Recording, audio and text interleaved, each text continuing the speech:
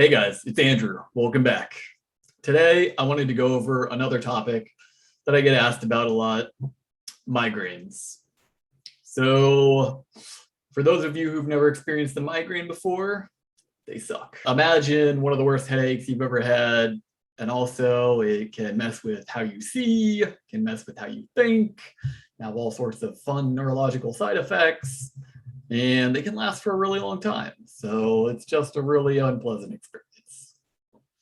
So I've actually dealt with migraines for the last 10 years or so. They were actually one of the later health issues that popped up for me. So I had celiac disease and Crohn's disease and all of these other issues prior to having migraines. And then migraines started popping up about 10 years ago. So I've been dealing with them for a while. I guess not lately, as I'll get to later. Don't want to spoil it too much. But basically, they break down into two types. And this is pretty common with a lot of people that I talk to. So the first type is stress-induced migraines.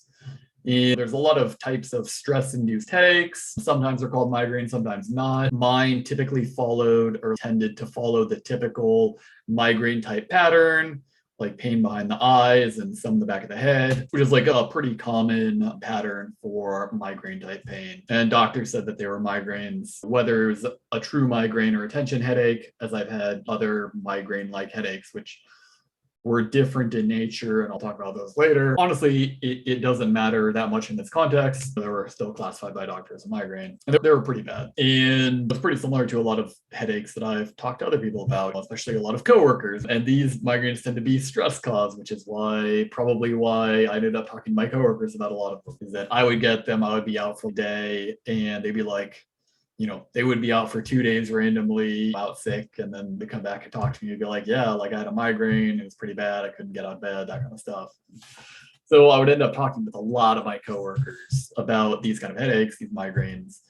And really, I guess it really fell on me when talking to my coworkers to be the one who really researched everything and then shared it all with people, because that's how I've been, or like the role that I've been in a lot of the social groups that I'm a part of. And so I did a lot of research into migraines, right? And especially for this type of migraine, the more stress-induced migraine, I eventually stumbled on something called Polyvagal Theory. And then a follow-on to that work by Stanley Rosenberg was like practical applications of polyvagal theory. And really what Stanley Rosenberg's book entailed is he's a massage therapist, and a lot of his massage therapy, especially early on, dealt with the traditional, more classical view of our nervous system, where we have the fight or flight state and the rest and digest state. And really what polyvagal theory kind of states, or like the premise of it, is that there's actually 3 different states that our nervous system can be in: social engagement, fight or flight, and shutdown. And the reason why that's important is because social state is the highest form of nervous system engagement and the most relaxing and conducive to health. And then when you're like in a really stressed state, you get pushed into fight or flight, or if it goes on for a while, you get into shutdown state. And so people in fight or flight, they tend to be anxious, fidgety, engaged. So there's like good blood flow, you're ready to go take action, fight or flight. And then shutdown state is where people get depressive, fatigued, low mood, avoid eye contact, all of the stuff in people that are shut down. So in animals, you can see really glaring examples of that in some really funny YouTube videos, right? Like a goat. Like you chase a goat and the goat just goes like rigid, right, and falls over. And so that is an extreme example of the shutdown response. And so really what polyvagal theory states is that people can get stuck in the shutdown and fight or flight states, and that can lead to a whole host of health issues from a variety of causes, but primarily it's because the fight or flight and the shutdown state actually changes the muscular tension, and therefore the placement and orientation of like the cervical spine, which can impede blood flow and nerve conductivity throughout the cervical spine and the rest of the nervous system. And that's what gives rise to a whole host of issues. And so specifically for migraines, if you get stuck in one of these non-social states, it can lead to issues with the cervical spine.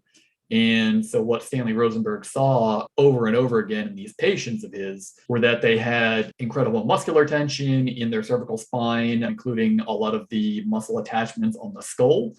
And that led to migraines because chronic tension on nerves and on different parts of your cervical spine structure in your skull can lead to really bad headaches. And so he found that by massaging the insertion points and by having people do something that he calls the basic exercise, which allows your body to snap out of the fight or flight or the shutdown state into the social engagement state, which is a more relaxed state, the tension would oftentimes just disappear. And then once the tension disappears, the migraine would dissipate shortly after. And so I started trying this on myself. And basically, I never had another migraine of that type ever again. Could it be coincidental? Yes. Totally could. I just magically stopped getting them and haven't gotten another one for at least a year. But it could really be that these kind of stretches, now I do cervical spine stretches as part of my neck rehab, just because I have a whiplash injury. But I do the cervical spine stretches on a regular basis. And then also if I feel a migraine coming on, or even just a headache coming on, I will do the cervical spine stretches and the basic exercise again that Stanley Rosenberg recommends. And they just go away. That is for this first type of migraine, right? Or first type of headache. The second type of migraine is a food-induced migraine, and it does not respond to these, at least for me, at all. And the other people I've talked to, it hasn't responded at all. And again, I tend to be the guy that goes and looks up all of the clinical studies and reads all the books about what and why and how this is happening and everything. And really what the second type seemed to be was a food allergy triggered migraine, right? And so when you go to WebMD and you look up the triggers of migraines, a lot of them are going to be food-based. And like I had a lot of those food-based triggers, right? So like nightshades, which include potatoes and red peppers and peppercorns and like all this stuff, triggers migraines for me. Alcohol triggers migraines for me. Nitrates triggers migraines. Caffeine triggers migraines. Like all of these different foods triggered migraines. And really what the studies are showing is that leaky gut allows these substances to get outside of your gut. And once they're outside of your gut, they go through your bloodstream, they get caught in some of the small capillaries in your brain. And to get them out, your body creates an inflammatory response. And when they inflame a bunch of these small blood vessels in your brain, you get a lot of pain because that's what inflammation causes, right? It's a lot of pain. And that is also why you get neurological effects, like side effects, and why the recovery period from these migraines can be much longer, right? Like several days. Some people are out for a week because it's actual brain inflammation that's going on. The immune system in your brain is getting activated and causing inflammation.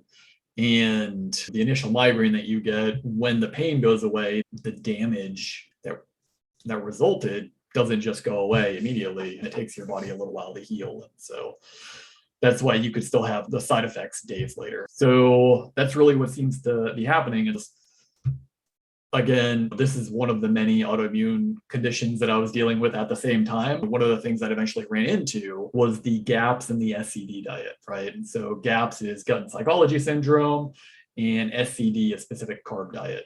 And really, they are very similar. If I recall correctly, the GAPS is basically like the second generation of the SCD diet. I think that's the right order. Like one is the precursor to the other. And they are exclusionary diets in that they exclude a large number of foods. You reintroduce them based on phases.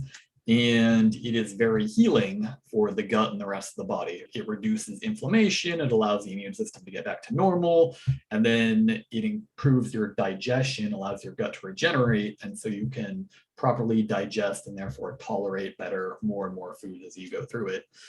And basically, like I did half-hearted attempts initially with these diets and didn't see huge results. I got like some more GI consistency, but there was no breakthrough until I maintained 100% adherence. And then once I dove into it and did 100%, the migraines disappeared, my energy increased. I stopped feeling like the typical autoimmune feelings, like just feeling terrible like every single day. My digestion improved very significantly and very quickly. And basically, I never had one of these types of migraines again, outside of a few instances where I tried reintroducing a lot of grain products, even gluten-free grains. So like some oats or like some atypical gluten-free grains, corn and stuff. They still caused issues, including headaches.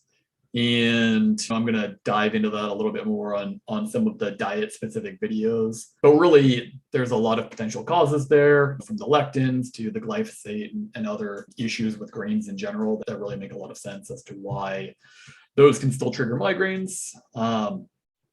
But as I said, with a GAPS and or an SCD diet, they did great. They also did great on an autoimmune paleo diet.